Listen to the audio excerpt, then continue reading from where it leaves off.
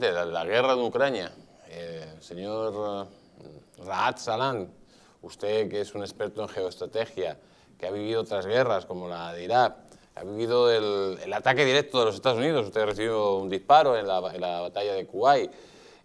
¿Cómo ve cómo se está desarrollando esta guerra? Esta guerra al final se puede convertir en una guerra mundial, ya es una guerra mundial, ¿no? Porque al final es un enfrentamiento entre Rusia y Estados Unidos. La verdad que las guerras es una pena, es muy triste. Y hoy día, pues, con la guerra de Ucrania, pues hay muchísima gente, muchos medios de comunicaciones que hablan de la guerra sin vivir una guerra, sin conocer lo que es una guerra de verdad. Es una guerra, es muy difícil de vivirlo. Yo que he vivido, bueno, he nacido en una guerra y he vivido directamente en una guerra y durante 14 años estuve en 3 guerras. En frente de batalla. Frente. Y no les deseo, una guerra no les deseo ni al peor enemigo. En una guerra no hay ángeles y demonios, como están describiendo ahora la gran mayoría de los medios de comunicaciones, que pintan a Ucrania como son ángeles y los rusos son demonios. En una guerra, la verdad que no hay ni ángeles ni demonios. Es muy triste. El único el que pierde en una guerra es el pueblo. Los políticos siempre tienen una salida. Siempre buscan algo para escapar y tienen algo para salvarse la vida.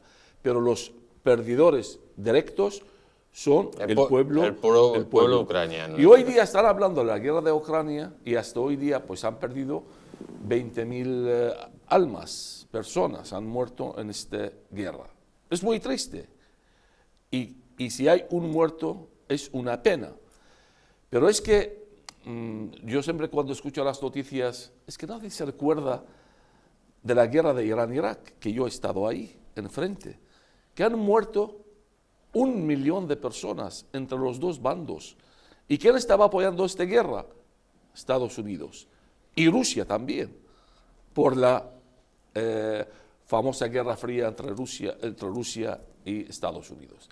Y cuando Saddam Hussein entró en Kuwait, yo era de los primeros que entraron en Kuwait obligado haciendo servicio militar, y de los últimos en que han salido de Kuwait, afortunado, con una bala en la espalda, pues Estados Unidos vinieron a defender Kuwait. Kuwait no era ni miembro de la OTAN, ni miembro de la Unión Europea. Y han estado ahí. El año 91, en la guerra del desierto, la tormenta del desierto, pues han matado 250.000 hombres.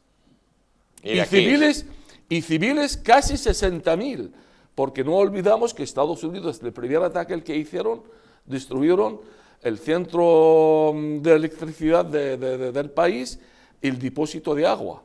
Es el primero el que atacaron. Y luego empezaron a atacar los hoteles, varios civiles, y han matado miles de civiles.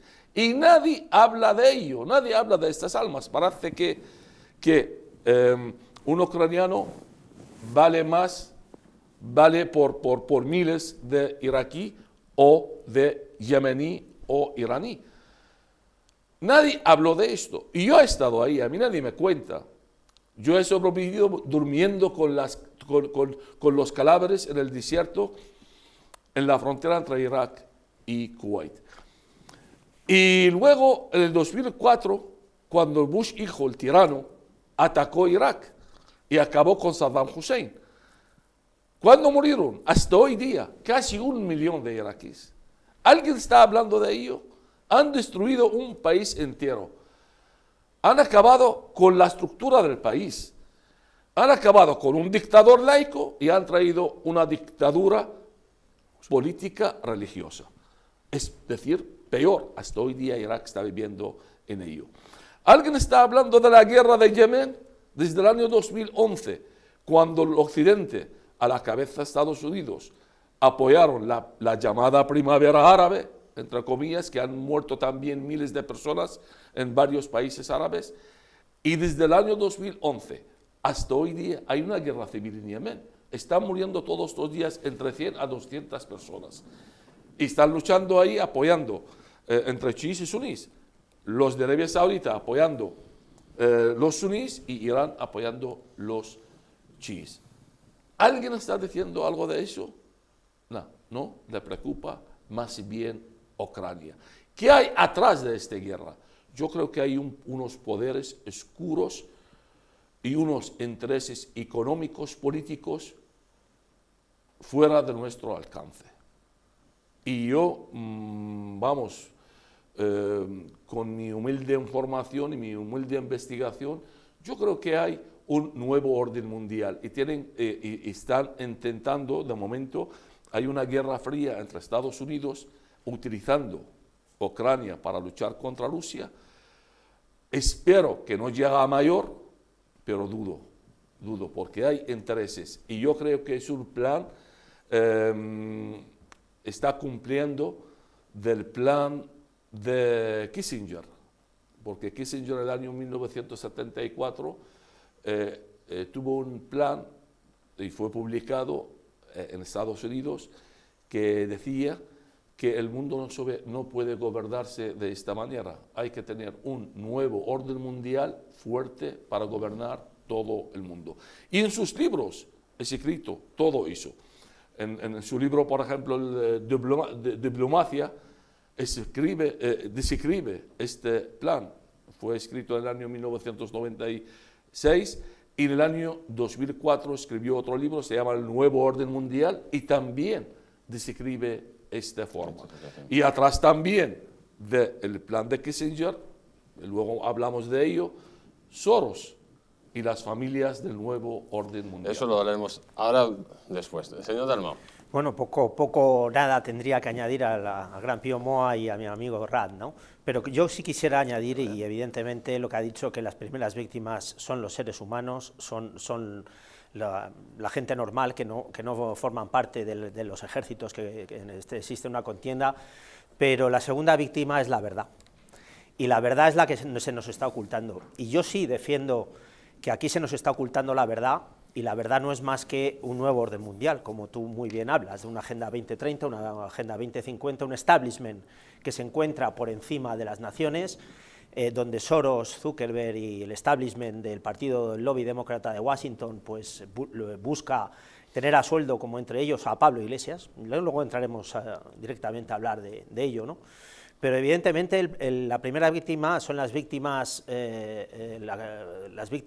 humanas, las personas. La segunda es la verdad, porque se nos está hurtando precisamente con la inteligencia y la contrainteligencia y con las noticias y las contranoticias que estamos. ¿Cómo se puede prohibir a una cadena rusa que se nos pueda informar a nosotros? Luego, con independencia, yo también apoyo las palabras de don Pío Moa de que esto hay que pararlo y que evidentemente España no tiene que hacer absolutamente nada ahí, y España tampoco puede ser siervo de una élite mundial que está gobernando el mundo queriendo un enfrentamiento con Rusia en este momento. Y la segunda parte de todo esto, que a mí es lo que más me llama la atención, es que hasta hace aproximadamente 10 días había costado la guerra a Europa entera 60.000 millones. 60.000 millones. A la fecha serán ya viene a costarnos 1.000 millones, entre 700 y 1.000 millones diarios. Con lo cual estamos nosotros mismos pagando algo a través del gas ruso y pagando también, y el gas licuado, no nos olvidemos del gas licuado que célebremente ya dijimos que nos quería vender Estados Unidos, que nos sale a precio de oro. Porque y que lo está vendiendo. No, lo está vendiendo, pero es que lo anunciamos 4 veces aquí. Más caro, sí. Claro, yo lo recuerdo, lo trajimos aquí, lo dio el tema, usted ojo. En exclusiva. Sí. En exclusiva, no, además. bueno, yo no, a mí me lo dijeron desde Estados Unidos, desde gente del que milita el Partido Republicano, en el ALEA más, en fin, y entonces me lo dijeron, hay el negocio de las grandes firmas de Soros, de Zuckerberg y compañía, con lo cual, esto que estamos viendo es una de las barbaridades, si no la barbaridad del siglo XXI, primero contra la población, segundo contra la verdad y tercero contra las naciones. Necesitamos la Europa de las naciones y no la Europa económica. Necesitamos recobrar la Europa de las naciones frente a la Europa económica, que es lo único que quiere. Y por supuesto, yo también apoyo, como don Pío Moa, la salida de la parte militar de la OTAN. Eso, desde luego. Pues amigos, ¿quién es la mano que mece la cuna? ¿Quién es ese poder oscuro que hace que Europa vaya directamente a ese matadero? ¿Quién no ha movido todos los hilos para que se diera un golpe en Ucrania? ¿Y quién es el que controla Europa? Pues todo esto lo vamos a ver ahora, pero antes de eso vamos a conectar con Maybor Petit, que está en Nueva York, al otro lado del Atlántico. Buenas noches, Maybor, ¿cómo estás?